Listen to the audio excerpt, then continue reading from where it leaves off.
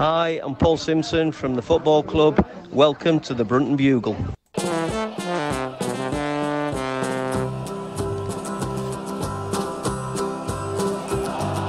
we come, blue and white, and we're looking good. You'll be in for a fight, and we fight pretty good. Getting goals is our job, and we get goals good. Looking good, we are Carlisle United. Hello everyone, you're listening to the Brunton Bugle, the number one place to get your Carlisle United fix in the podcast world. I'm Lee Rooney. And I'm Mike Booth. An improved performance from the Blues, but 3 points are snatched away at the death. We look back on 2 points dropped against playoff chasing Stevenage before looking ahead to two tough Easter fixtures against Peterborough United and Lincoln City this weekend.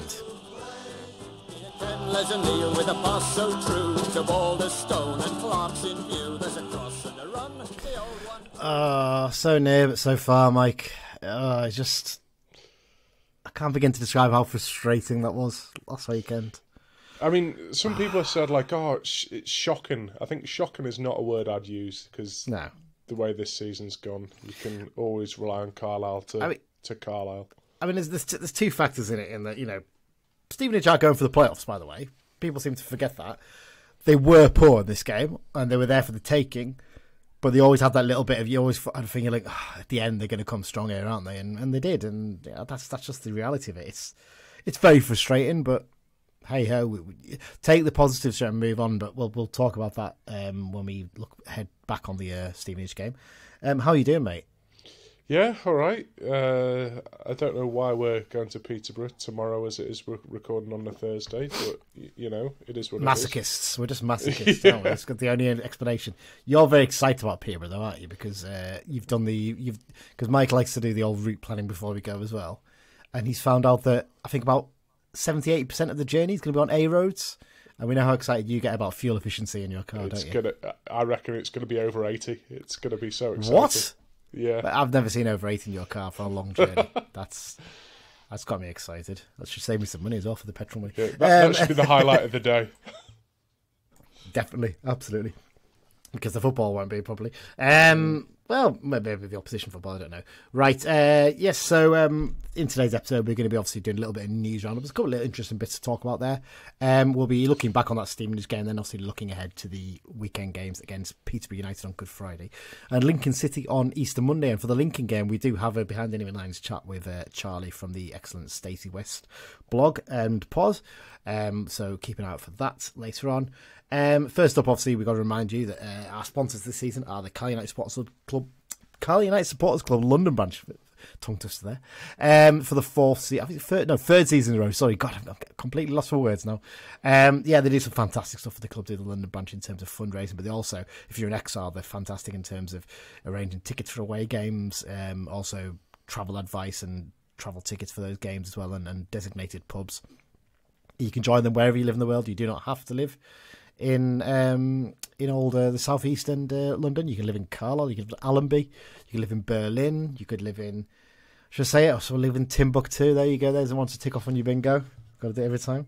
So you want to find out about them, go to the website carlisle.londonbranch.org, or they will be at the game at the weekend. Just before we start, actually, Mike, I will just double check as to what the designated pub is for this weekend, because I keep forgetting to do this. It's one of these things we do get told, but I for some reason just forget to put it in the running order these days. So let me just dig out the pub. The suggested meeting place for Peterborough is Charters Bar on Town Bridge. It's PE1 1FP is the postcode. So Charters Bar on Town Bridge is the place. No to affiliation with Taylor Charters. I presume not. No, but we can just maybe make a makeshift sign and put it on the front of it. That might be an idea. Bring your bed sheets. Anyway, right. Let's get on with it. News time. A couple of interesting bits of news this week, Mike. First up, let's talk about the academy manager position. So this one's not been bubbling under for quite a while, actually, in terms of replacing Simon Friel, who's going to be leaving this summer to go to Shamrock Rovers in Ireland to take on a very similar job there. Earlier this week, the club have confirmed that the recruitment process has come to a close, and they've appointed someone, and it's Stephen Rudd. A familiar face, isn't he? Someone who came through the club's academy as a youngster, didn't make it as a professional, went and played in sort of the non-league and sort of lower Scottish non-league circuit. Done quite a bit of coaching at Workington as Danny Granger's assistant manager. He's also been doing a lot of part-time coaching in the academy already. And from all the comments that have been said, Mike, it sounds like he's the perfect candidate. Yeah, he's young as well, so he can. We're not just getting someone who's done it all, and they'll be off in 3 or 4 years anyway. So yeah, hopefully, he's a young up and coming coach, and he can really sort of grow with the academy and where the club is aiming to be. I think it's that academy manager role as well. There's a little bit of an element of coaching to it, but a lot of it is the organisation of it, isn't it? Really, as much as anything, and being prepared to put plans in place and stuff. And it sounds like that's something he's really on top of, really. So it should be a good appointment. I remember you mentioned in another chat we're in that he was above your year. It was a uni review, possibly. Yeah. Like I played for the uni football team, and he ran a few sessions with that. He's a good lad. So, yeah. There you go. The slight link. You're going to start taking credit again for the youth players coming through once more. Well, I think if he's able to coach me, then he's obviously a very good coach because I'm just normally off doing something else. So yeah, exactly. Well, some interesting comments from the press release that came out about this. Tom Piatic, as in that's Big Tom. He said his dedication, brightness, and boundless energy stood out during the selection process. And Simmo added, he showed us he has the knowledge of how to get the best out of young people, the understanding of us as a club, a strong organisational background, which is, as we mentioned there before, and more than anything, a real desire to make our academy one to be proud of. So I think it's genuinely, it's easy to say, why wouldn't we poach a big name from a big club? But actually, someone who sort of gets it and someone who's clearly up and coming and has those good organisational skills is a perfect fit. So good luck, Ruddy, and look forward to seeing plenty of young players coming through the academy in the next few years. And things obviously improving in terms of the training ground. It's going to be quite exciting time. Excuse me. Right. Accounts. These were announced last week, Mike. Before the Stevenage game, the morning of. It was a bit of unusual timing for it, but I mean that's because that's when they got published on the Company's House website. So yeah, the club's announced the audited accounts for the 2022-23 season, which obviously is the last season, the season we went up.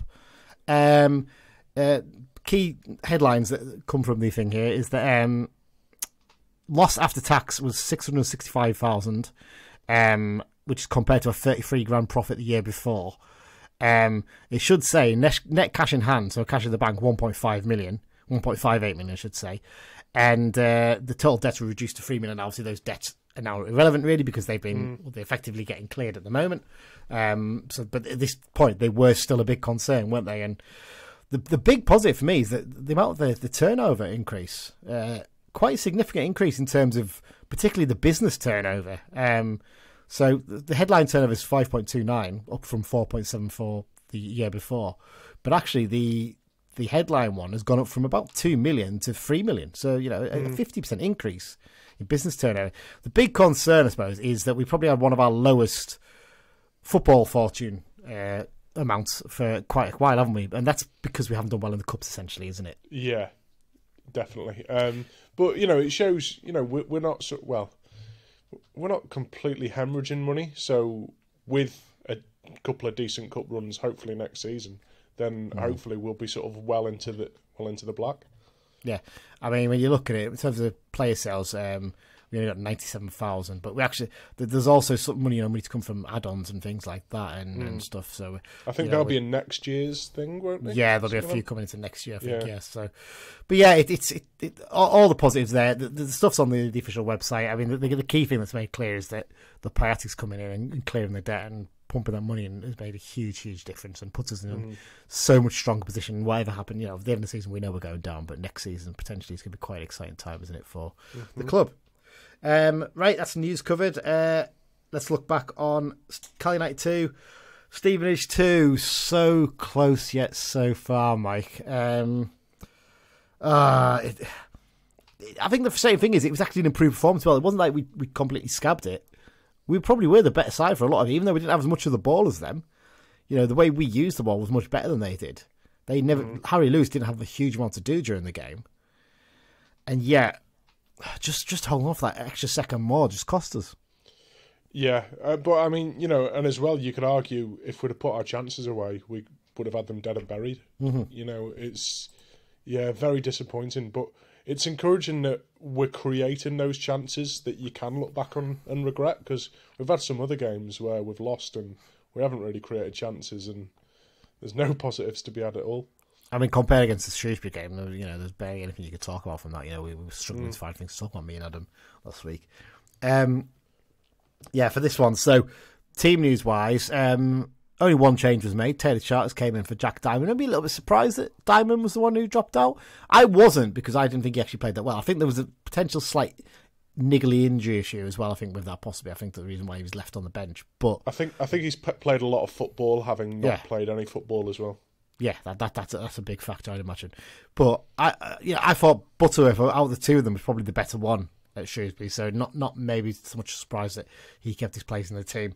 Still no place for Huntington and Finn back, and Simmo has confirmed now that it's a tactical decision to leave them out. It's not injuries or anything like that. He just said no, they're just not in the squad at the moment.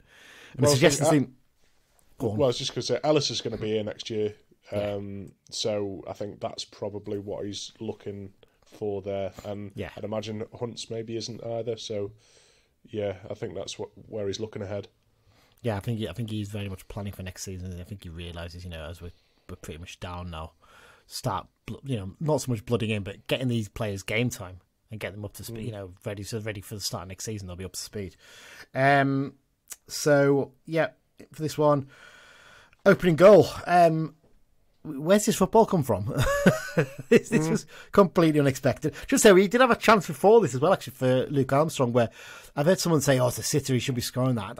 To be fair, he just gets ahead of the ball. I think Armour puts it just a little bit behind him, the cross. Not massively, but enough that Armstrong just can't adjust to get to it, and just unlucky that, really. But the goal, what a bit of football, Mike.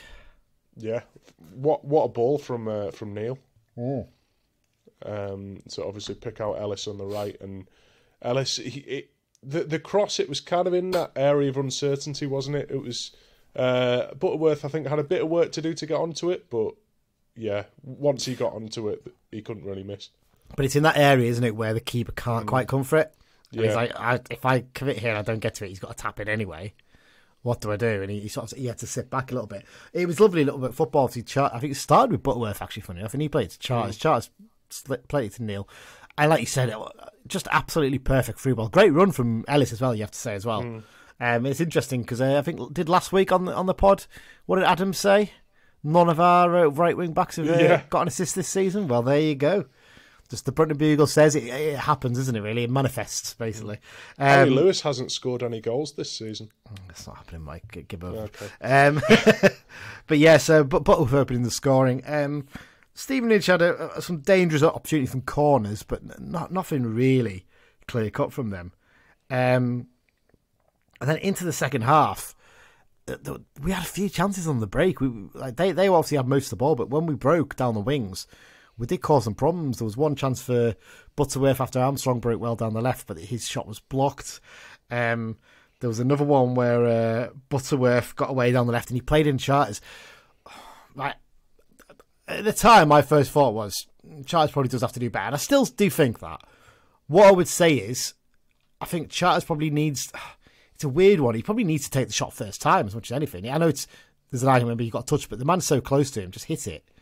But actually, he could do with the ball just in front of him. It's just behind him a little, not massively, but enough that he can't really get out of his feet easy enough. I don't know what your thoughts are. You've obviously only seen it back in the highlights. Yeah, well, for me, he either needs to hit it early, or if you're going to be taking a touch, all he needs to do is... Because I'd imagine he could hear that defender galloping him behind him. And I don't want to take too much away from the defender, because he did very well to get back and sort of not give away a penalty. But all Charters needed to do was just get between the man and the ball, and the man would not be able to slow down.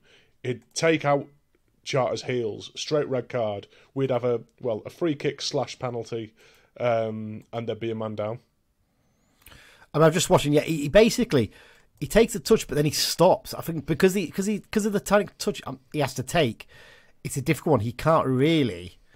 I'm just watching the ball played into him. Yeah, the ball into him is slow as well. That's the problem, and I don't think that's Butterworth's fault. If it has a little bit more zip on it, he's in and he's got a bit more time. But because the ball's a little bit slow, he has to take that touch. And like you said, he needs to shield the ball a little bit better. That's the problem, isn't it? That led to our one and only corner of the game, which then led to the goal. Ball in, headed out. Butterworth takes... Do you think this is a deliberate touch, or do you think it's just a loose touch? Yeah, I mean, I think he meant for the ball to go like that side of the man. I don't think he meant for it to go as far as it did. But fair play, because I think a lot of our other players, they'll make a loose touch like that, and they'll almost like give up on it when there's opposition players near it because they think, oh, I'm not getting that. But fair play to Butterworth, because he the touch was heavy, but he was on the front foot and he was chasing it down like anyway. And I mean, what a finish. It was a brilliant finish. So obviously he takes that loose touch, pushes him a little bit out wide, and then he just hammers it left-footed. Lovely curl on it, curling away from the keeper, in off the post. It's funny, from the angle we were in the paddock, I thought it hit both posts. It was hard to tell what had happened because you're a little bit unsighted. I couldn't tell if it either hit both posts or it hit the post and then gone along the line and hit the goalkeeper and gone in. It was that really hard one to tell, but obviously now seeing it back, it clearly hits the post and goes in. I think it's because it hits like a water bottle or something just behind the goal line of the keepers. Phenomenal effort. It's just nice to see him actually shining a little bit, because I know we've been critical of him times, and we say, we can't work out what his best position is. Maybe playing as one of those front two is going to be the best role for him, but with a little bit of freedom, sort of drop deep when you need to. I think as well, he's a player that could maybe just depend on a little bit of confidence. I think if hopefully them 2 goals could maybe send him on a little bit of a run. I said the other week on this pod that he could be a player that could actually be very good in League Two, and you kind of raised your eyebrows a little bit. Yeah, I did. I did, to be fair. Yeah, and I think, like we said before, Ellis playing instead of back and Huntington not playing. Simmo's looking ahead to next season, and if Butterworth's playing, maybe he's in his plans. And I think he maybe it's sometimes a flaw in that we don't quite know Butterworth's best position, but I think having that versatility is not always a bad thing either. Yeah, the thing with him is I kind of feel like he performs best when he just plays on instinct, when he doesn't really think about what he's doing. Where like that goal, essentially, he's just like, I'm just going to hit it.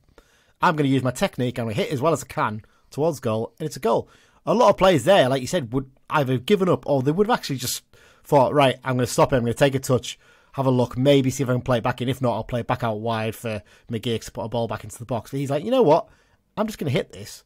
And sometimes you need play. And when he does that, when he's just like, I'm just going to level the ball or something, he's actually got quite good technique. And it's infuriating that quite often his decision making isn't good. That's my biggest criticism of all of him. He goes on those mazy runs and then he just doesn't know when to release the ball. Whereas actually in this game, to be fair, he didn't do that. He was smart in the way he used the ball. And I think he was quite smart as well to realise that his legs had gone, and he let the bench know, look, you need to sub me here. I'm not able to chase these balls as well as I was, which totally common sense. We'll talk about subs in a minute, because that's a massive talking point for this game. But well, I was just going to say with the goal as well, is that a chance like that, even if you don't score, if you're firing the ball low into a pile of bodies like that, it could easily spawn for you. And this season, with our players lacking so much confidence, players aren't doing that. They're doing, like you said before, they're sort of just playing it back to the fullback and sort of passing the buck a little bit. But if you don't have a go, you don't score. I mean, how many goals have we conceded this season that have come from someone having a go and it's taken a spawny deflection, and then this. Well, Gibson's got about 3 or 4, hasn't he? Something like that. Well, exactly. Years, so. Yeah, if you don't have a go, you're not going to score. Yeah, and the thing with Butterworth is, like you said about the confidence thing, you're absolutely right. I think he's one of the few players you could say doesn't lack confidence. The way he plays, he's very much front foot. Like I said, it's just that decision making. That's the big thing for me. Stevenage made a few subs. They obviously made 3 at half time. Obviously, one in the first half because of injury, and then another one. And those subs started to make an impact. And they got back into the game with a penalty. What's your thoughts on this one? I still can't make my mind up as to whether he has brought him down or not. It's so hard to tell on the camera angle on the TV. And I think Simmo's absolutely right to make this point on the in the post-match interview. How can the referee tell that's a penalty? Because he's not got a view. There's about 6 or 7 players in front of him. There's no way he can tell whether that's a penalty or not. Surely. Yeah, I'm exactly the same as you. I can't tell at all. because you can't see the contact on the sort of main highlights footage because there's a defender in the way. But yeah, like you say, how could the referee see either? Yeah, no, we could tell really. So, points to the spot. It's one of those ones that we can't tell, so we can't really argue if it was or not. And then up steps McDonald, who obviously was brought down for the penalty, and he sends Lewis the wrong way. Good penalty, as you'd expect. And then it just became a bombardment, and the sort of crushing inevitability arrived, didn't it? Now, I drove up to this game, and I had to get away quickly afterwards. I don't really like hanging around in the traffic too much if that happens. So, because I parked down beyond Lidl, down by the car wash. So I was like, right, I'm going to go stand by the gate at the very end of the South Paddock gate and watch the final few minutes up to the final whistle there and then dash off. Did that. And then as the header came in and it saved, I was like, oh, I know it's coming here. And Van Kooten there comes in and buries the ball. So essentially, loose ball was up in the air. Verdane Oliver just comes charging in and no one really picks him up, do they? He sends a header towards goal, which we'll talk about Lewis in a minute and whether he, how much blame put him in for this goal. Spoiler alert, I don't think he put any on him. He palms it out. Van Kooten's there first, and just ahead of Ellis diving in to try and block it, fires it into the back of the net, and it's 2-2. And I can't actually repeat some of the words that I said as I was leaving the ground, because I didn't even wait for the final whistle. I was just so annoyed. I was like, I basically just stormed off. I was like fuming about it, absolutely fuming. Because I knew it was the last kick of the game, and I was like, oh, for God's sake, like, the thing is, I actually felt sorry for the lads. I really, really did, because they put the effort in and they stuck to a game plan, and they've just been caught out at the end with a sucker punch.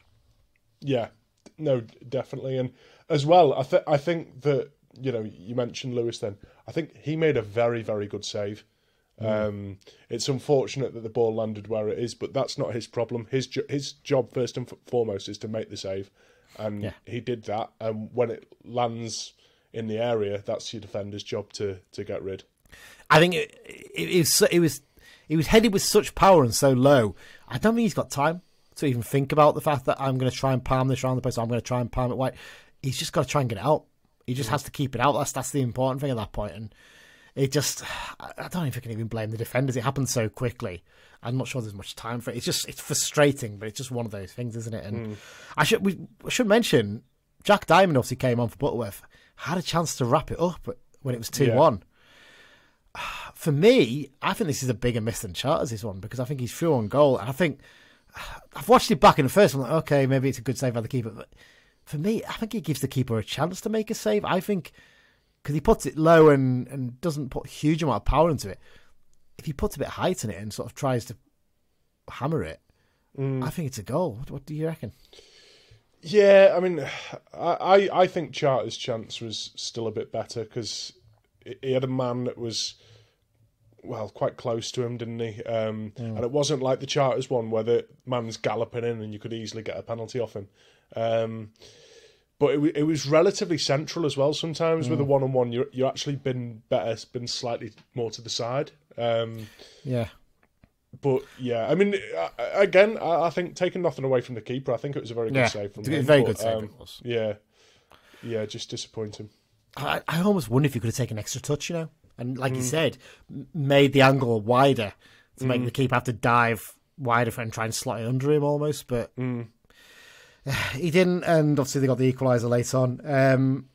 But yeah, like, it's just so frustrating, isn't it? I mean, I think the team selection worked quite well. I mean, he got it right. We kept it very tight in midfield. We hit them on the break when we could, and like I said, we could have had 3 or 4 if we'd actually took our chances on the break. In all fairness, post-match comments-wise, Steve Evans quite gracious, wasn't he? To be fair, and he said they probably didn't deserve a point. I think Evans is gunning for our job one day with some of his comments he's been making in recent years. Because, but yeah, no, I think it. Yeah, he's probably right, but I think that is probably him as well, trying to like spur his players on a little bit to do better next week as well. Yeah. On the other hand, Simmo post-match, I was driving back in the car and had the Radio Cumbria interview on, and he was quite down with it. And James was trying to lift him, wasn't he? He was trying to sort of say, you got to take the positive, and he was like, I'd like to, but right now I'm just really annoyed or whatever. And then I think he just there was a level of frustration and sort of he felt gutted afterwards, didn't he? I think. And to be fair on him, he did admit, look, it's the heat of the moment right now, and maybe not the best time for me to be judging this. And maybe actually when I look back at it, I'll actually look back and say, you know what, there's actually quite a few positives to take from that game. And I really, really hope he has done that, because I think he should do, and that's the way we should be looking for the rest of the season. We should. I totally understand why he's frustrated, because he's probably thinking, 3 points there, and that just gives them a lift. And that's, we've got 2 wins out of our last 6. That's much better than we've had for so long. As it is, you go away with a point against a playoff chasing side. Normally you'd be like, great, but I think it's the fact that you were 2-0 up as well. It's not even, it was the first time, I think. It's the first time this season we've gone into a game at half time at home in the lead as well. How have we? What about the Shrewsbury game? No, we were for that second half. We scored both the goals in that game. Oh, okay, they're both second half. Yeah, it could well be. Yeah, because I think it's only the second time we've scored an open play goal in the first half of a game this season at home, which is phenomenal, really. But yeah, I hope you can look back at the positives afterwards. Let's talk about a negative now. Then substitutions. This has been a huge talk about all week. I know the guys on the Carlisle Social talked about this in depth a bit. Lummy's given his thoughts on it. Only one sub made. Now, Simmo explained after the game, didn't he? The reason for this was he had a concern about the fact that Stevenage were a big side, and they were a big side. I mean, look, Jordan Robertson in the midfield, and he came off at half-time, whatever, but yeah, big, strong lad even there for you, like your creative midfielder, that kind of thing. Big, strong side. I know Pierre Gianni wasn't out there, but I get his point there, and he said, I was worried about the aerial bombardment we're going to get later on, which we did face. I mean, look at the stats. Corners. There was 15 corners in this game. We only had one of them. They had 14 corners. They were constantly trying to get balls into the box. And that's the reason why, because you look at the subs he had available. Maguire, Gibson, who else was it? McCalmont. Obviously you got Emmanuel, but would you take Ellis off? Probably not, because he was doing a decent job. They're your options to come off the bench. So he's like, well, I didn't want to take any height off. But you picked the bench, and if you're going to be in the lead, you're going to expect to face that at some point. I'm with you on this. I think there's a bit of looking at it like, well, Robinson was on there as well. So Robinson's got a little bit high, but not a massive amount. I almost wonder if Robinson for Charters might have been an option potentially. I wonder if you worry about physicality, like you said, why not put Huntington on the bench? Why not put Jaden Harris on the bench? Yeah, you maybe not quite up to it as a midfielder in his general play, but he's a big, strong, physical lad. He'll put a tackle in. He'll win his headers at the very least. If you know that's coming, that's it's the one real criticism I could probably pick out from Simmo out of this game, is that if that's the issue, and that's fair enough if that's the reason you give, then do that. Pick your bench a little bit better. There's even an option, I'm just throwing it out there, you could have taken someone like a Charles off for like a Gibson or a Maguire, stuck them up front and dropped Armstrong a bit deeper, almost make him a fourth centre-back for the final few minutes, and just tell him, go in there and just boot and head everything out away, and Gibson or Maguire on the run will hold up the ball and counter-attack with Diamond. Exactly. Because we didn't need the presence up front, did we? That's the mad thing about it. So it's just, I wonder if Simmo might look back and reflect and go, you know what, I probably should have taken Charles off, because Charles was dead on his feet, wasn't he? By the end, fair play. He did set up that chance for Diamond later on, but maybe after that, it could have been a chance with like a couple of minutes to go. Plus, it's running the clock down and taking a little bit of sting out of the game, which Stevenage were constantly trying to keep the ball in play and trying to put balls into the box. It was, just really frustrating. But there you go. Individual performances. Obviously, we talked about Dan Butterworth. I think fair play, lad. I'm still not 100% convinced, but he's doing a lot to convince me that maybe, he's worth a look next season, possibly. I don't know. The way I see it, so I've said it before, these games are pre-season, and I think some players are effectively trialists. And I think if he was a trialist and this was pre-season, I think we'd be saying, I think he's maybe worth a deal. He's got something about him. Yeah, absolutely. I think he's got to keep this form and confidence going. He's got to start getting the decision making right, and I think we might have a player there. We might. I think that's probably as well as Mellish has played as well in that left centre-back role for a long time. Getting up and down the pitch. He put some really good crosses into the box to the far post that we didn't really take advantage of. Linked up really well with Armour as well. It was actually good to see Armour was a little bit back to more towards we expect from him, and you start to see that link between those two again. So that's good, right? Let's just stick with those two. I wonder if that's what Simmo's figured. I'm going to stick with those two for the rest of the season because I want to get their form back up, so that come start of next season, those two are absolutely flying in League Two. I mean, they were brilliant in League Two last time round. They've now got a bit of experience of League One. They should dominate that division next season, shouldn't they? Yeah, and you can have some players that play together for years and don't get the understanding that Mellish and Armour have together. Like, you see it so often when Armour has the ball sort of on that left-hand side, and he just knows that Mellish is going to come in with the overlap or the underlap any moment now, so he just holds onto the ball, and as well, he times them passes to Mellish very well, where he sort of just beats the offside trap and then gets the line and scares the bejesus out of defenders. There was a wonderful moment in the first half where Big John did a Peter Kay, and just absolutely, as the balls came down, it's one of those ones where you think he might just clip it down the line or he might head it, and he's like, no, you know what, I'm going to hit this as high and hard as I can, and there's a proper good cheer for that. And he also nearly put it over the East Stand roof as well in the second half as well at one point, but didn't quite make it. I think he's done that once before, hasn't he? So it's always a challenge for Big John, isn't it? Before we do, we've got a 6-second review to do in a sec. Before we do, just got in terms of Stevenage, quite disappointing, and no surprise they made 3 subs at half time because the 2 strikers were awful. Both of them came off, List and Hemmings. Not really impressed with either of them, to be fair. But I've got to say, the left back for them, Dan Butler, the lad they signed from Peterborough, might be one of the worst defensive left backs I've seen in a long time. He was constantly getting caught out. He was constantly out of position, and I'm guessing maybe has a license to get forward. He's got a decent ball into the box, to be fair, and a good set piece, but yeah, I was not sold on him at all, to be fair. Right, 6-second review time. Now, it's young Craig Robson, who's doing 6-second review for us. A little birdie has told us, Mike, hasn't he, that it might be someone's birthday on Good Friday for the game against Peterborough, because we understand that young Craig Robson is 13 years old. So, happy birthday, Craig. Thank you very much for your 6-second reviews over the last couple of seasons. What a birthday treat, a chance to see us get hammered at Peterborough, eh? Yeah, I think it'll be his worst ever birthday. But worst birthday so far, because, I think he's going to have a lot more birthdays that fall during the season. And Carlisle, I'm sure, will endeavour to ruin every single one of them. Well, his dad Martin messaged me about that, by the way. That's how I know. But Martin did say, like, it's been a good year for him, character building, because he now knows. He understands what it's really like to be a Carlisle fan. None of this winning and success lark, Yeah, exactly. So there you go. Happy birthday, Craig. Here's your 6-second review for this Stevenage game. Disappointing as usual, if I'm honest. Not good enough. We lacked ability across the pitch, and the midfield was poor, and the defence shocking, especially towards the end. Overall, probably been the story of the season, really. I mean, with Callum Guy, JJ Coyote, Josh Vella, they weren't injured. Yeah, maybe things would be different, but can't do much about the injuries. Moxon gone, Guy out. It just seemed, it was some good football for the first goal, but it looked like we lacked creativity for areas of the game.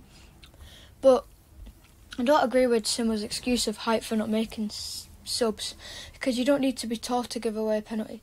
Also, I'd rather have a short person putting pressure on than a tired, tall person trying to win a header. Also, Charters was compared to Owen Moxon when Moxon got sold. I don't think he's anywhere near that level. It just looks like he needs one too many touches. It wasn't a pen. Shocking decision, that. I think for the second goal, it's more Ben Barkley's fault. But I think especially towards the end, it wasn't good enough in a performance like that. I wouldn't say we deserve to go down, but certainly in the past we have.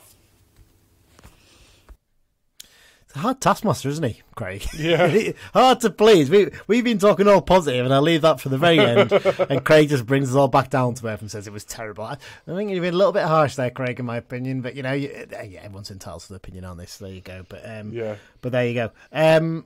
Quick roundup of the league One result from, he said League Two there. I'm going to have to get, well, I'll probably start saying League One when we're back in League Two. I'll be crying about it probably. I know. Only 3 games took place last weekend. Obviously, we drew 2-2 with Stevenage. Port Vale, big win for them. 1-0 winner at Burton.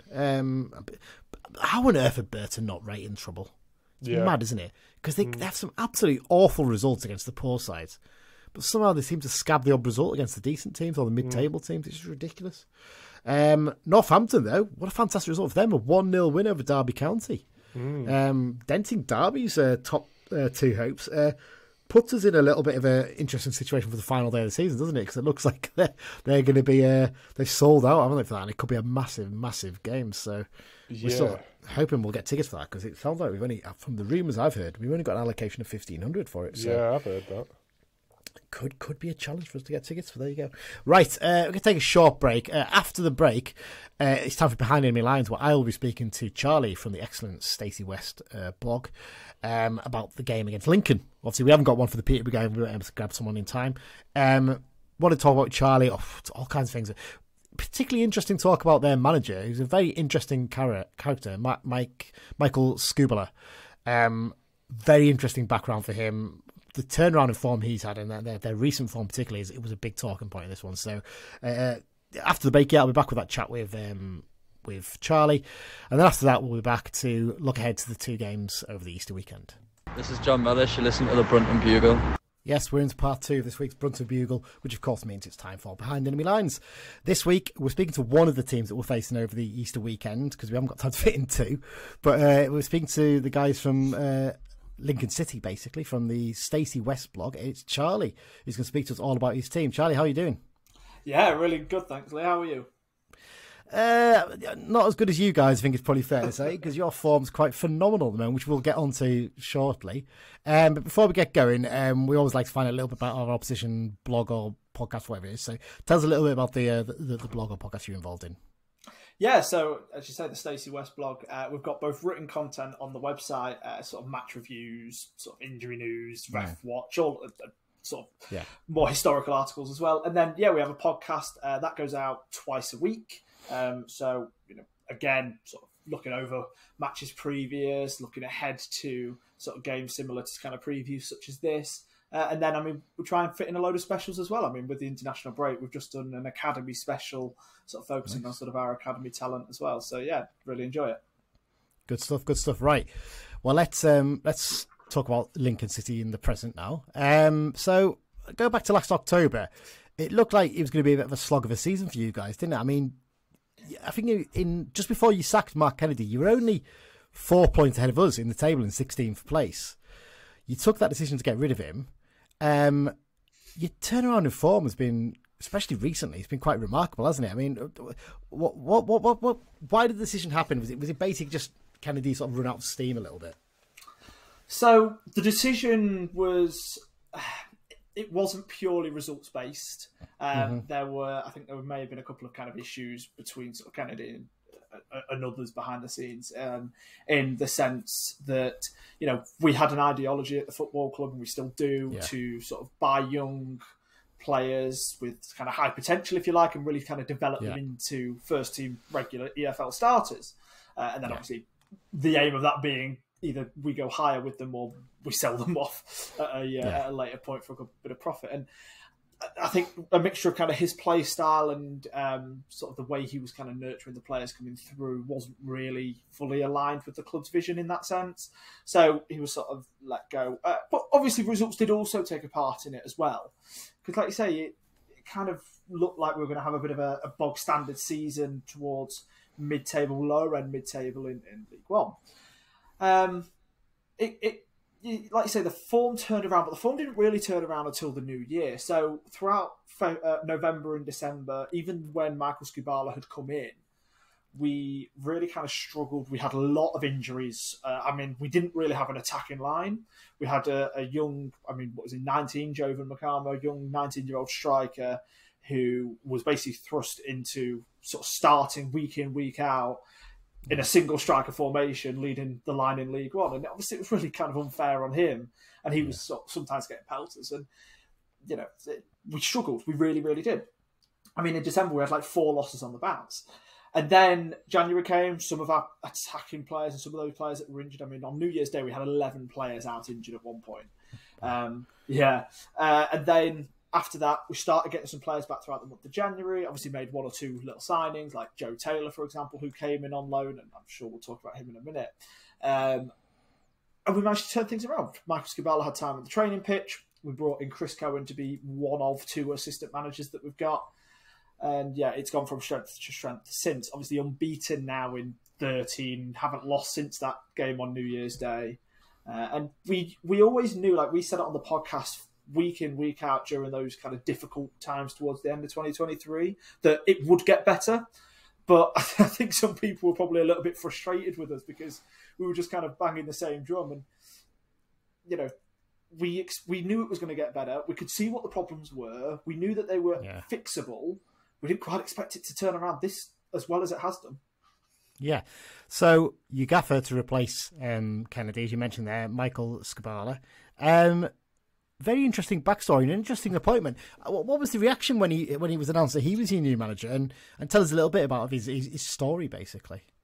Yeah, so Michael Skubala is, came to us from Leeds under-21s, first of all, and he was caretaker manager at Leeds straight after I think it was after they sacked Jesse March. Jesse March, yeah. Yeah, and he led the team out at Old Trafford, for example, and got a 2-2 draw against Manchester United in the sort of one of the 3 games that he kind of caretaker managed.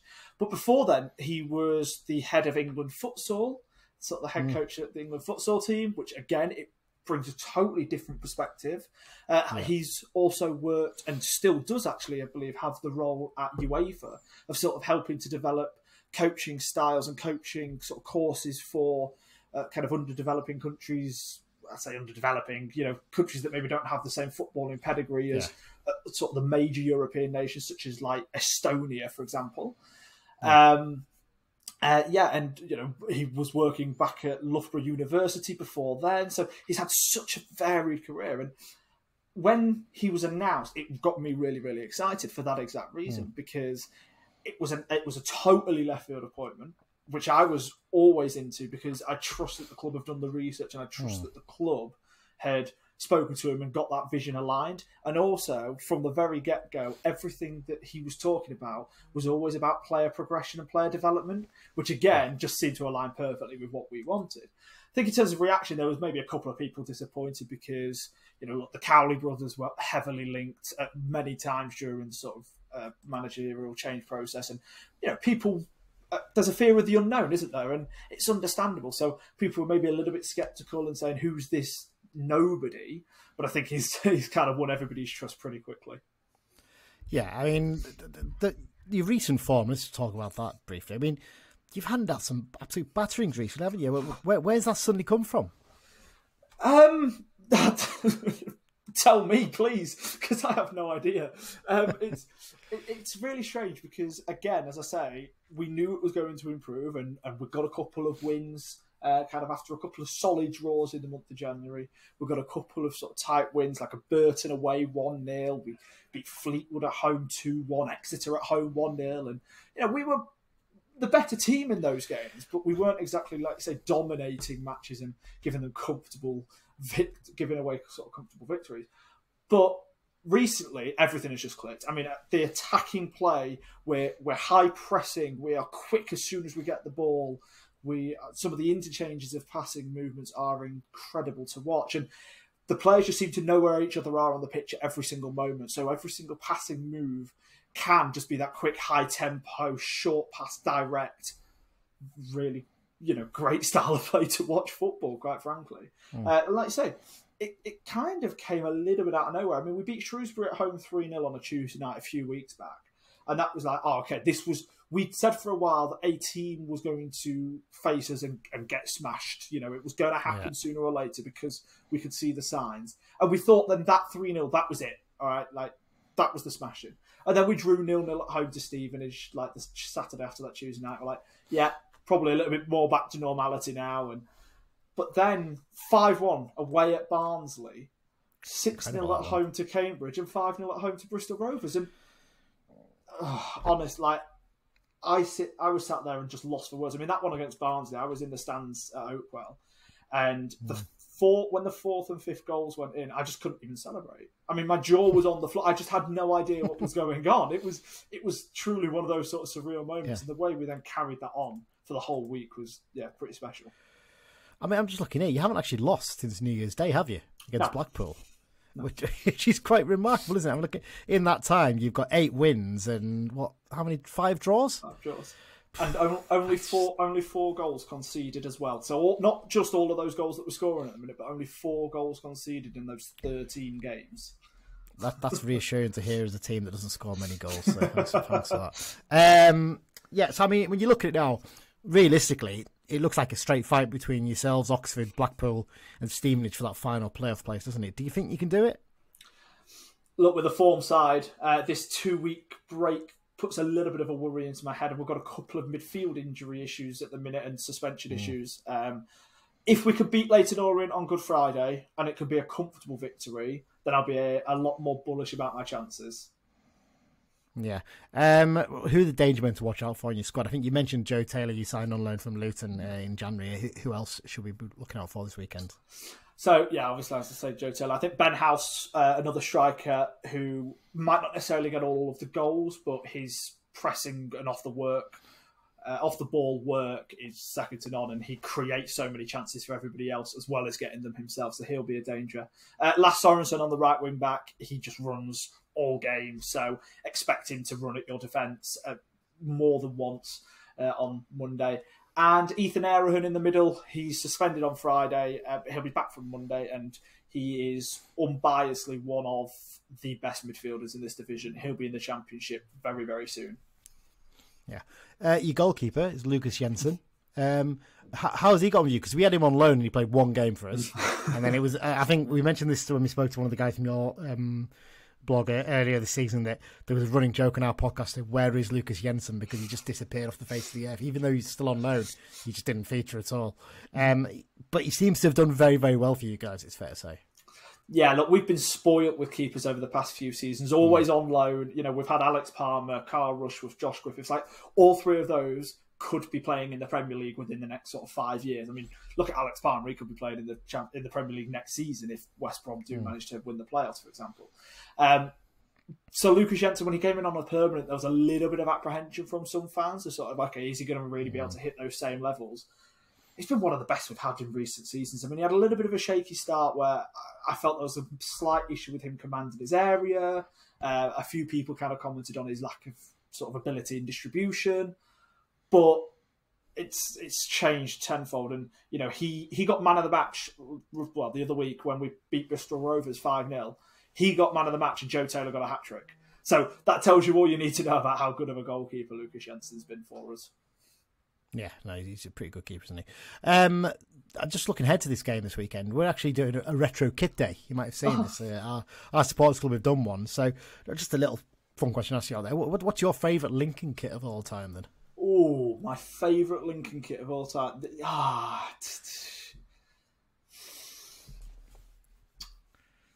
challenge you there. Do you know what? You really have.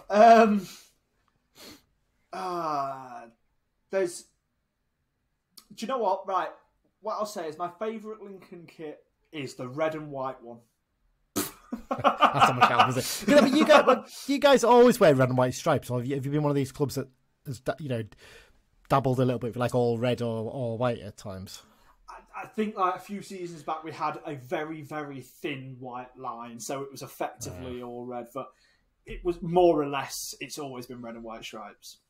Yeah, quite traditional with that. I mean, we've dabbled with different things in recent seasons. We went with a navy blue kit last season, which wasn't overly popular at first, but we won promotion in it. So, whereas this season's kit's massively popular, and we've been an absolute shambles. So just goes to show, just doesn't always work that way, does it? Well, looking ahead to the game, you've been very generous for your time. Thank you, Charlie. But what's your prediction for this one? I don't think I have to guess, really. Probably there's going to be goals. You're going to win, aren't you? I don't think it'll be a 6-0 thrashing. No, don't get me wrong. Do you know what? I actually think we could concede. because it wouldn't surprise me for you guys to score first. Obviously, we'll still win because that's how you guys like to do it, isn't it? Score first and then still lose the game. Yeah. So do you know what? I'm going to go for a 3-1 away victory. 3-1 away victory, great stuff. Charlie, thanks very much for your time, and I wish you all the best for the rest of the season. I mean, there's every chance you could be going to Wembley in May, and having been there recently, you'll enjoy it. It's a great day out. I'm sure you've done it before with Lincoln anyway, so there you go. Thank you very much, and enjoy League 2 next season. Oh, we will, because we'll actually win some games of any luck. Hi, it's Tom Piatic II, and you're listening to the Brunton Bugle. And we're back for part 3 of this week's Brunton Bugle, where we are looking ahead to the Easter weekend programme. I think back to last year, we were all very excited over the Easter weekend. That game against Tranmere, wasn't it? I think on Good Friday with the big crowd and all that kind of thing. This weekend we could be relegated, which is just mad, isn't it? So yeah, it's life comes at you very, very fast, doesn't it? On these sort of things, I think it's fair to say, Mike. Yep. Yeah. Thanks once again, actually, to Charlie for taking his time to speak to us ahead of the game this weekend. I mean, understandably, very excited about their potential end to the season. First up, we're going to talk about the Peterborough game, though, Mike. It's a daunting couple of games anyway, because when you look at it, Peterborough United are second in the last 6 games form table, having won 5 and then lost the last game. And Lincoln are first, having won at 5 and drawn 1. But not just won as well, they've been battering teams as well. We could not have picked a harder set of games for this weekend. And first up, Peterborough, we said this all along, their squad's back with so much quality. They are a real daunting prospect, aren't they? Yeah, I mean, normally, we'll do this and we'll pick out sort of 2 or 3 players that we think could cause us a few problems. And with Peterborough, we may as well just pick out like their entire starting 11 because they've got like genuine quality in every position. It's the bench as well, isn't it? Just like when you look at the bench for most games. I mean, that lad there, David Ajiboye, the one from Sutton who causes problems when he's playing against us for Sutton, I'd have him with us. And he's on the bench for them. He's a sub. Yeah. It's ridiculous. I mean, Johnson Clark Harris, they're not really even using him now, are they? Because he's out of contract at the end of the season and they're looking to sell him. It's insane, isn't it? It's ridiculous. Yes, I mean, when you look at the transfer business they've done, it's quite an interesting one because they're the kind of club, aren't they, that sign a lot of players from non-league teams, particularly down south, for decent fees, but not massive fees. You're looking like 6 figures, but not like high 6 figures. And then usually sell them on for millions, don't they?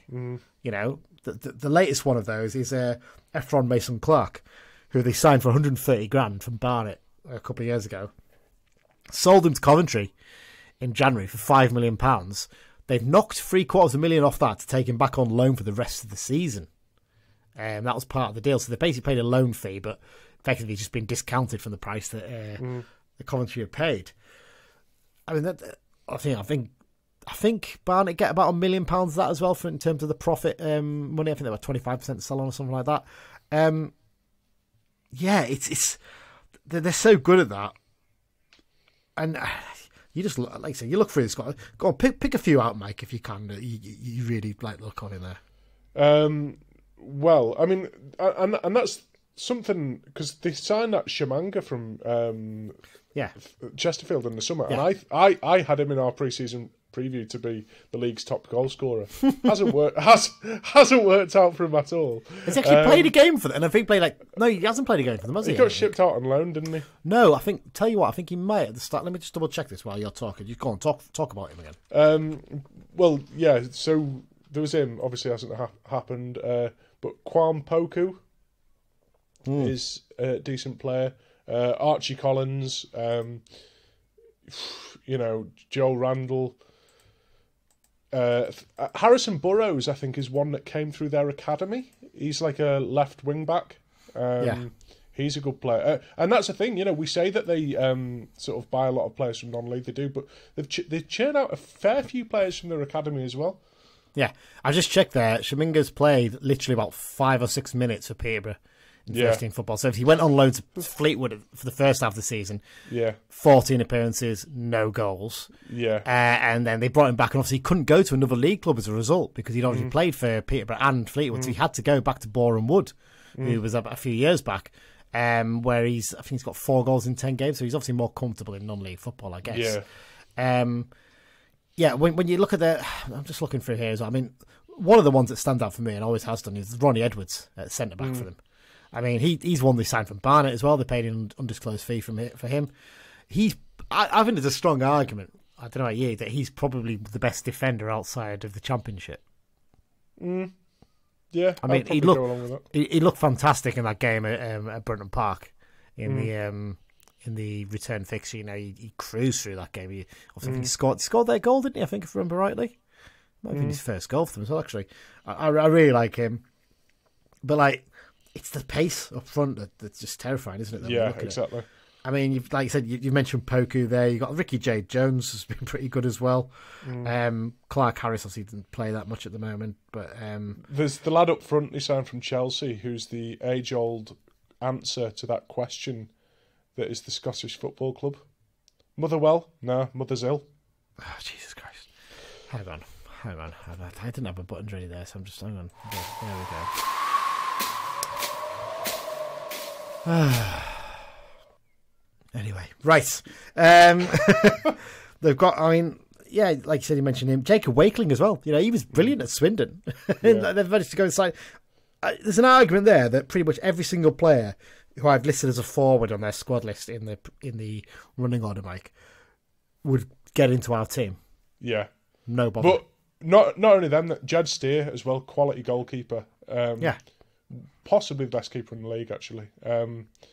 Yeah, they just have quality throughout, and I said it a while ago. You know, when Simmo was sort of saying about teams like Reading and we can't compete with them and this and that and the other, I think it sets us up for teams like Peterborough to annihilate us, because if teams like Reading are way too much for us to deal with, what is a team like Peterborough? Exactly. You know, it is slightly daunting in that sense, isn't it? You know, but I've been saying this for a while, and I'm going to keep saying it. I feel like Peterborough are a club that we should be looking to emulate. Definitely. And we should, because, excuse me, so obviously Peterborough tend to sign a lot of players from sort of southern non-league, National League clubs or League 2 clubs. We should be looking at League 2 and National League clubs in the north and doing exactly the same thing. Now we've got a bit of money. If we're going to, and southern Scotland. Yeah, exactly. If we've got these 6-figure fees, we can pay occasionally. Do them on players that are young. You can invest in them to be potential, you know, in the future players who'll do really well for us and make us some money, hopefully. Look at your likes of your Gatesheads, and I know they're not doing great at the moment. Like Hartlepool, I know they got beat 7-1 by Gateshead the other day, but you know, try and find players from these non-league northeast clubs who are like real talent and real up-and-coming players. Pay the fees for them and sell them on for a profit later on, and that money gets recycled into the club. Essentially, that's what we need to really do. You know, and obviously produce a few for our own academy as well. That should really be. They should be almost like a standard bearer. Is probably a bit of a weird way of saying it, but that's the way we should be looking at it, isn't it? Definitely. And you know, if you know, because their typical model seems to be sign a player for about 100 grand and sell them for over £1 million. You know, with £1 million, you can buy 10 more players for 100 grand. Yeah. You know, and you can afford to take risks on them, because not every single one of those players is going to be wonderful and make you a load of money. But if 2 out of 10 make you £1 million, well, you've doubled what you've spent. Yeah.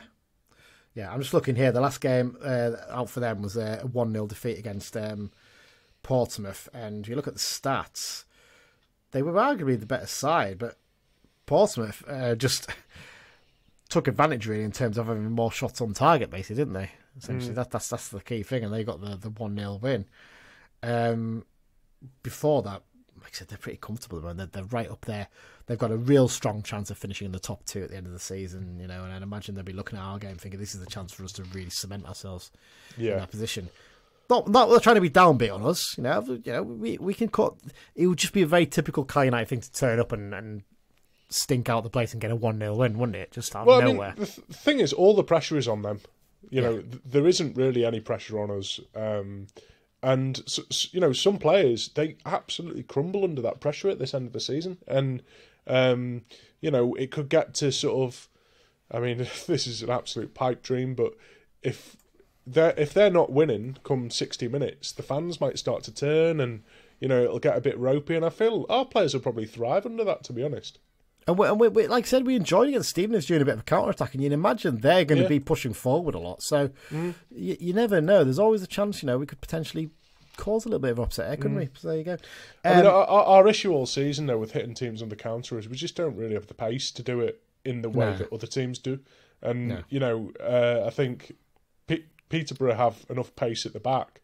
So even some of our pacier players, a Butterworth maybe, they can just get back on him straight away, really. Yeah, there you go. Head-to-head wise, it's the 36 meeting between the two sides. We've got 9 wins, 13 draws, and 13 defeats. It's worth noting we've played Stevenage more often than we've played Peterborough United. Which is just crazy. You don't think about it, but we've actually played them quite consistently, Stevenage, for quite a few years now. So it's kind of a weird one, isn't it? We've only beaten them once in the last 9 meetings between the two sides, stretching back to late 2005. Our last win at London Road was in March 2000.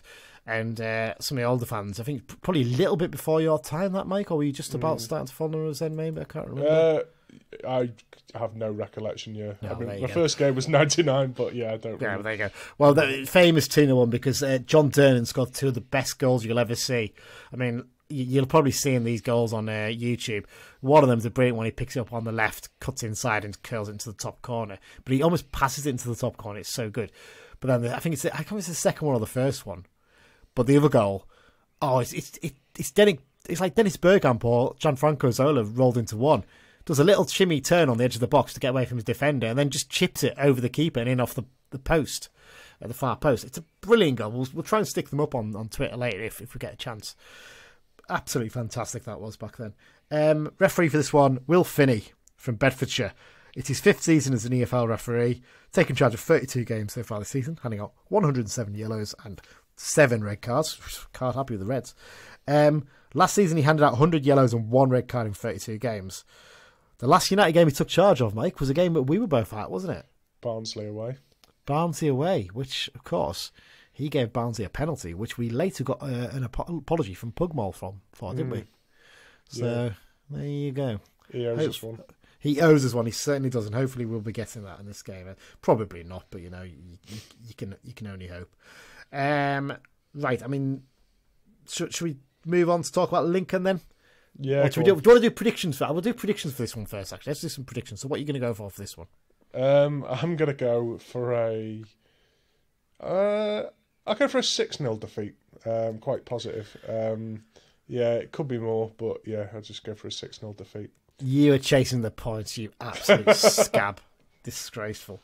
You know what? I'm not. I'm going to be an optimist. I've had my early morning kind of San Miguel. I'm going to go for a 1-0 win. We're going to keep the scabbiest clean sheet you'll ever see in your life. Get a 1-0 win with a goal from... I suppose he's in form. Should I go for Butterworth? No, let's go for Luke Armstrong. Luke Armstrong's going to get the goal in a 1-0 win. Right, so let's have Dan's prediction for this one. Peterborough 1, Carlisle 2. I know I've said it a few times, but would you one of those daft ones? I'll go for goals from Armstrong and Georgie Kelly off the bench. Dan's done a little spoiler there to the bit when we talk about the Carlisle United team news there. There you go. Right, so me and Dan are the optimists, and you're just a miserable get, Mike. So there you go. I'll remind you of that on the way back, and if we lose 6-0, you'll remind me of it, I'm sure. You've got to put some money on that 6-0 now, just to make sure you get some blood money from it as well. But there you go. I think the odds at the bookies, it wouldn't be worth putting it on. I think it would, to be fair. Even so. Right, let's look ahead to the Easter Monday game. Carlisle United versus Lincoln City at Brunton Park. This is the designated retro kit game, isn't it? That Kiosk have done, Mike. Before we start talking about Lincoln and stuff like that, let's talk about then your favourite. What kit are you going to... Well, you're not going to be at the game, are you? But what kit would you wear if you were going to the game? I would probably wear... I've got a long-sleeved away shirt from that 2005-06 season. You know, the white one. Or I like the I've got the blue one from the conference season the season before. I've got a long sleeve version of that white kit as well. I just realised that. Yeah, for some reason, I think they must have must have got a lot of long sleeve ones in it. A lot of people just got them. I've definitely got one of them. It's up in the loft somewhere. I've packaged up all my kits and put them into a box just so they're easy to find and stuff. It is very, very geeky what I've done with them. But actually, funny enough, I've got a long sleeve version of that Umbro kit from the conference season as well. So I might even wear that on. You've influenced me. I think that Umbro kit is probably my favourite kit. That one from that season. I think it's one of the best. I think, to be honest, in future years, this season's kit will probably be one that a lot of people wear. I think, as bad as the season's been, people remember the kit fondly, won't they? Because it's a classic kit. Yeah, well, the last time we went down from League One, we had a really nice home kit that season as well. Yeah, the pinstripe one. Yeah, but yeah, but I mean, yeah, my retro strips don't go anywhere near as far back as some other people. I mean. And some of these shirts are worth a hell of a lot of money now as well. Oh yeah, it's ridiculous. Yeah, so I've still not got a deck chair kit, which is annoying. Like I keep seeing one come up, but I just don't have the money at the time it comes up on eBay. I'm like, that's going to go for 100, 150, isn't it? Oh, I can't afford that. So yeah, it's out of my grasp. If anyone wants to sell me one for around about £100, I'll probably buy it off them at some point. So, I was going to say medium, not medium at all. Large, definitely these days. But yeah, if you want to actually go back, we'll repost it on the weekend. Chance for you to listen to it. We did an episode about retro kits. Me and Dan, we talked about it for about an hour, I think, and talked about the history of Kai United's home kits. So if you want to find out about that, we'll repost that up and just go back and give it a little listen before the game against Lincoln at the weekend. Might influence what kit you pick for this match. Right, Lincoln City, Mike.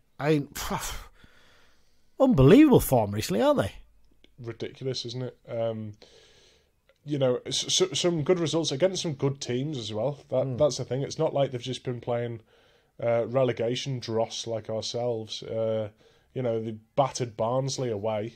5-1. Yeah. Bristol Rovers are all right team. Battered them 5-0. Yeah. I mean, you look at it, they've, in the last 3 games, they've scored 16 and only conceded 1. And that was against Barnsley was the team they conceded to. So, very good side. Away, yeah, as well. So it's like, it's ridiculous, isn't it? It just... mad. What I would say is they've had a 2-week break before the Easter weekend because they didn't play the international weekend. Now, of their last 6 games, once they come into the game against us, and they've played the game on Good Friday against Leyton Orient at home, of their last 6 games, 5 of them will have been at home, which is a major boost for them going into the playoffs fight, isn't it? Yeah, but, come the end of the season, then that sort of like final running, I'm guessing there might be a few ways to make up for it. I don't think there is. I think a lot of these games have been games that have been postponed, possibly because of internationals early or other things early in the season. I'm just having a quick check now just to see exactly what their next few games are actually in terms of going back. I'm trying to find them I can't find them on the website. Yeah, they're it does feel like that's given them a little bit of an advantage. I'm looking here actually in their run-in. To be fair, they've got four away games in the last 6, so you're right. It has balanced out a little bit. I think obviously because of the game that would have been played on last weekend for the international weekend. I think that's one of the ones that's been dropped into there. So there you go. Yeah, phenomenal form. At one point, it did look, as we talked with Charlie there, that they're heading towards a lower mid-table season. They were really stagnating. They didn't do that well against us. We probably should have got a bit more out of their game potentially.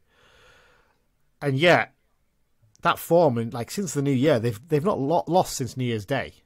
I think it's something like 8 wins, 5 draws, something like that. I think since then, which is ridiculous form, to be fair. And the major turning point for them seems to have been the appointment of Michael Skubala, and he's got a very interesting backstory, hasn't he? Yeah, he basically comes from a backstory. Essentially, he's never played professionally, but he's heavily involved in futsal early in his career, wasn't he? In terms of coaching that, especially in the FA setup, he's done a lot of that. And then he's done a lot of work at Leeds under Jesse March. I think he might have even been a little bit under Bielsa possibly there. So he's done a lot of really interesting stuff. He's been involved with the FA. He's a UEFA technical advisor in terms of coaching for smaller countries and things like that. it's a proper left field appointment, and sometimes those work out, don't they? Yeah, sometimes they don't as well. But yeah, that for me, that's the way to do it. Yeah, get someone from left field rather than someone off the merry-go-round. I mean, you said before that Peterborough are a club that sort of we could aspire to be, but I think Lincoln are. I mean, this is from the outside looking in, but they're generally a very well-run club. They've very much cemented themselves as part of the furniture in League One now. Whereas, a few years ago, I mean, they were non-league, weren't they? Yeah. Well, it kind of feels like they had a heavy amount of investment put into them, didn't they, in non-league and then in League Two. It kind of feels like that heavy investment has now got to the point where it's sort of levelled out to the point where they're almost. I don't know their accounts, but it feels like they're a lot more balanced in terms of the players they're getting in and how they're reinvesting that money. They're still getting pretty big crowds most weeks for the size of the club they are. It's like it feels like they're really, really well run in terms of that sort of thing. In terms of their squad, let's talk about their January additions. I mean, actually, their January work was quite interesting because they recalled 6 of the players they had out on loan. And they've sent a few of them back out on loan to other clubs. They've sold a couple, I think, as well. But the big one that stands out for me is the fact that they lost Jack Vale, who went back to Blackburn Rovers after his loan spell in the first half of the season, and effectively replaced him with Joe Taylor from Luton Town, who spent the first half of the season on loan at Colchester United, scored 11 goals in 25 games in a very poor Colchester United side there, right down at the bottom. And he's taken to being in League One like a duck to water, hasn't he? Yeah, well, he scored a hat-trick last week, didn't he? Yes, he did, yeah. Yeah. And sometimes that's all a team needs, just one person to sort of be firing in the goals and everything else falls into place. 8 goals in 12 games for them so far. So obviously, even if you took off those 3 goals in the last game, he still would have 5 goals in 11 games. So it's 1 in 2, basically. So, he's clearly a very good player who's, as you mentioned, that one player, just let them kick on a little bit. Because as Charlie was mentioning, I think their biggest problem was they had a lot of attacking injuries first half of the season. And they're having to use kids up front who just weren't quite ready for it. And they were doing a job, but they needed to get some of those experienced players back. And now they have. They've really sort of motored up the table. Any other players stand out for you in their squad? Well, I always rated Adam Jackson, the centre-back, but he's not even been really playing much lately. But I think he'd walk into our team, to be honest. Who else have they got? Alex Mitchell looks a decent signing from Millwall on loan, doesn't he? I think he's done quite well. Yeah. Paudie O'Connor's their captain. I have to admit, I wasn't very impressed with him for Bradford when he was there. He was just a bit of a fug who just went on kicking people. So he's clearly obviously stepped up and shown he's actually a better player than he was at Bradford. I mean, Bradford's a bit of a graveyard for a lot of players, isn't it, to be fair? Lassie Sorensen as well in midfield, he's a good player. Conor McGrandle's going on loan from Charlton today. It's an interesting one, isn't it? Yeah, that's interesting. Rico Hackett Fairchild as well, which is a cracking name. I think he's one that they kind of... because he was sort of on that Portsmouth. London non-league. Yeah, but he was on the London non-league circuit for a while. I think Portsmouth took a punt on him. But yeah, because I think he's got 7 goals in 24 games from midfield. So and he's quite a big lad as well because he sort of plays wide-ish and he's 6'3", which you don't see a lot of. I think he's going to cause us a lot of problems. I think a lot of them are, to be honest. It's going to be a tough game. Yeah, because I mean, to be honest, I was convinced they were going to be mid-table season, but they've clearly strengthened at the right time and they brought some good players in. And they're going to be missing Ethan Erhanen. How do you reckon you pronounce that one? Ethan Erhanen. Erhanen, we're going to say that. Ethan Erhanen. Apologies if I got that wrong. He was sent off against Bristol Rovers. So in fact, I actually don't looking at it, 2 bookings, so he won't miss the game against us. He'll miss the game on Good Friday. Keep forgetting there's a game in between, so he'll be back for that game against us.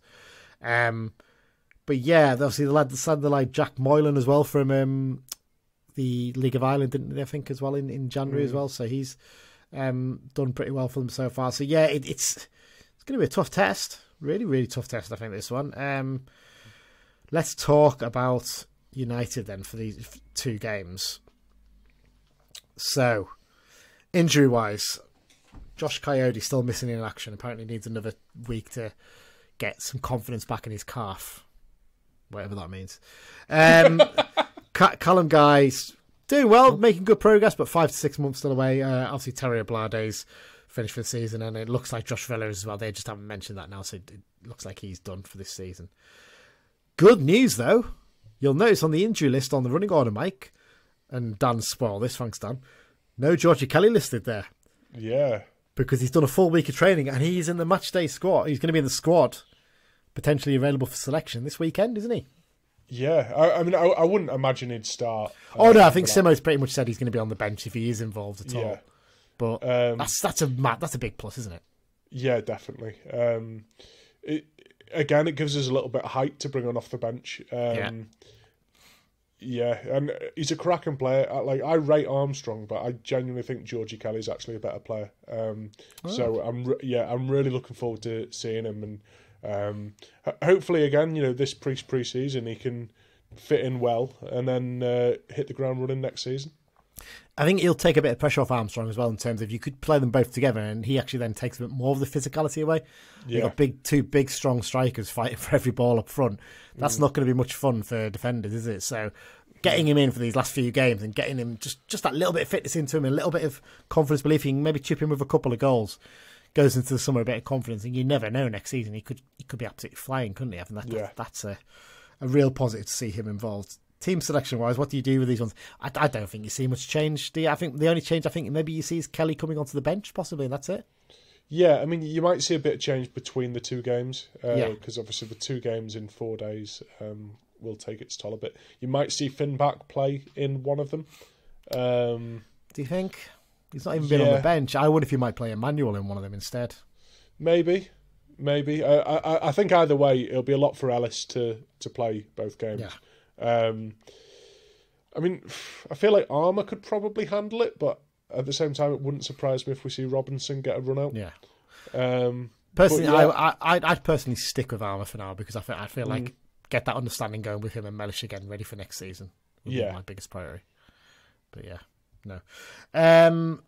Right, predictions for this one, then, Mike. What are you going to go for?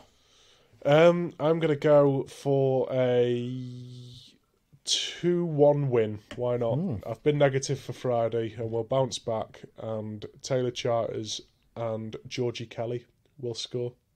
Georgie Kelly scoring, wow. Okay, do I go for another 2-2 draw again at home? That's the question. You know what? I'm going to go for a 2-1 win as well. So I did 2 wins in a row against 2 promotion contenders. Everyone being infuriated that we actually turn up finally for these 2 games. 2-1 win. Taylor Charters and Big John to score the goals. Right, here's Dan's prediction for this game. Lincoln absolutely flying at the moment, scoring goals for fun. I'll go for a 2-2 draw. I'll go for Armstrong again and John Mellish. John Mellish to get the other goal. Okay, you've gone the same one as me there. Right. Time for the X-Files section then, Mike, to wrap things up. There's a few to cover, despite the fact that it was an international weekend. There's a few goals out there, wasn't there? Starting off with League One, Ryan Loft. He scored the goal for Port Vale in their 1-0 win over Burton Albion that we mentioned earlier on. Into League Two, Cole Stockton. He's in decent form at the moment for Barrow. He scored in their 1-0 home victory against Newport County that puts them still in strong contention for a playoff finish at the very least in League Two. J.K. Gordon, he scored for AFC Wimbledon in their 1-1 draw at Crewe Alexandra.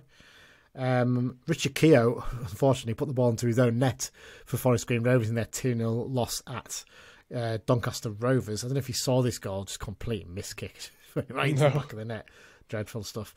Arthur Ganua, he scored for Grimsby Town in their 3-1 home loss to Wrexham. And Paddy Madden scored for Stockport County in their 5-0 win over MK Dons. Don't know if you saw the opening goal in this game, Mike, but yes, our former keeper, Michael Kelly, did not cover himself in much glory, did he? No, it was reminiscent to one of Holy's howlers earlier in the season, where the ball's going out for a corner, and he stops it going out for a corner and just gives it straight to the centre forward instead. Yeah, he was not great, and obviously MK got absolutely hammered in this game. Richie Bennett, he's in great form though, as you'll find out in midweek as well. He scored for Southport in their 2-2 home draw with Buxton. David Simonton scored for Workington in their 4-2 loss at Gainsborough Trinity. And Richie Bennett, he scored again in midweek, keeping up his rich reign of form. He scored in their Southport's 4-1 home win over Bishop's Stortford. And on to the other news. It's all international based this week, isn't it? So Jared Brandthwaite was named on the bench for England's internationals, but is the only player to leave the camp still uncapped, technically. We'll talk about the other one in a minute. With Southgate opting not to give him his debut. Infuriating, that, wasn't it? I watched all that. I wasn't really that bothered about the games. I thought, I'm going to watch both just in case Jared comes on. No sign of him. And then Lewis Dunk messed up for Belgium's second goal as well, didn't he? And when that moment happened, look, it's all hindsight, isn't it? You looked and thought, Jared just sweeps that up, doesn't he? Yeah. No, exactly. And, I was sticking pins in my John Stones voodoo doll, and it paid off. He went off injured, and then Jared doesn't play. So what is that about? Yeah, it's ridiculous. I do wonder if Lewis Dunk had been the one to go off injured, whether Jared might have come on rather than Gomez, possibly. Playing on the left side, he might have given him a chance to show what he was doing. But because it was Stones, he thought, I need to put someone experienced on there alongside Dunk, and obviously Konza playing it. I think Gomez actually moved to right back, didn't he? And Konza moved into the centre to play as centre back. But there you go. But his time will come. The thing is like Dunk's like 32, and when Southgate first got the England job, he was wasn't necessarily thinking of the next tournament. He was maybe thinking of the one after and playing like younger players. Like Harry Maguire was a young up and coming player. And he got his move to Manchester United based off his England form, basically. And so Jared is one who is going to be there for future tournaments, so why not play him? Yeah, but his time will come. He'll get his chance, I'm pretty sure of that. So technically there was another player left without a cap, and it was James Trafford, another ex-Blue. He was a late addition. He was called up from the under-21 side to replace the injured Sam Johnston, who got injured in training after the first game against Brazil. And he was on the bench versus Belgium, where ex-Blue Jordan Pickford got his 60th cap for the Free Lions in the game against Belgium as well. Didn't cover himself in glory for the first goal either, did he? I think it's fair to say, but certainly made up for it with a couple of decent saves after that. And finally, one other little bit. Sean Green, this is not ex-Blues, but we forgot to mention this earlier. He came on as a second-half substitute for the Republic of Ireland under 21s in their 7-0 win at San Marino on Friday. That's it, Mike. Then we've covered everything. Managed to pack a lot in there in terms of the bank holiday weekend, obviously. Just wonder, keep up the positives from the Stevenage game and try and end the season on a little bit of a high. We know we're going down. I don't think there's going to be any tears or anything when we go down, because I think people have sort of understood it for quite a while now. It's not going to be a massive shock. So let's focus on the positives and start looking forward, shouldn't we? Yeah, definitely. And look forward to our little trip on the A-roads and your fuel efficiencies tomorrow. I cannot wait for that. It's going to be so exciting. There you go. Yeah. Mike, thanks for joining me. Really appreciate it. Cheers. Thanks once again to the London Branch for their support this season. Really, really appreciate that as well. We'll be back next week. I'll do a preview of the Northampton game, and we'll probably box in the Cheltenham game into that as well, because we won't have time to do both, I don't think, next weekend. But yeah, also to say thank you everyone for listening. Really appreciate your support, and most importantly of all, up the Blues. Up the Blues.